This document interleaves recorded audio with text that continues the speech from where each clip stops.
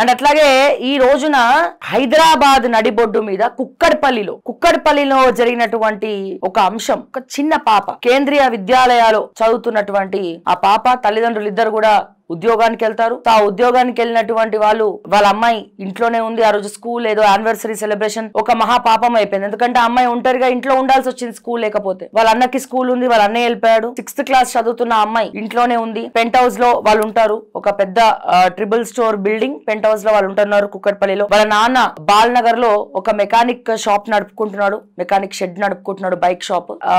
And అలాగే వాళ్ళ mother ఒక ల్యాబ్ టెక్నీషియన్ గా పనిచేస్తా ఉంది. గత 6 సంవత్సరాల నుంచి మేము పొట్టకూటి కోసం మా పిల్లలు అలవాటు, ఒంటరిగా ఉండడం వాళ్ళిద్దరు కూడా అలవాటు, మేము మానిటర్ చేసుకుంటూ ఉంటాం. కానీ ఎప్పుడు ఇట్లా జరగలేదు, ఇది ఫస్ట్ టైం. ఆ తల్లి గుండెలు బాదుకొని ఏడుస్తా ఉంది. ఎవరిని నమ్మాలి? ఇంటి పక్కనోని నమ్మాలా, ఎదురుంటోని నమ్మాలా, పక్కింటోని నమ్మాలా, కన్న తండ్రిని నమ్మాలా, అన్నని నమ్మాలా, తమ్ముడిని నమ్మాలా, అసలు ఈ మగవాణ్ణి నమ్మాలా? ఈ ప్రపంచంలో ఎవరిని నమ్మాలో అర్థం కానటువంటి పరిస్థితిలో మనం నిమగ్నం అయిపోయినాం. వావి వరస లేదు.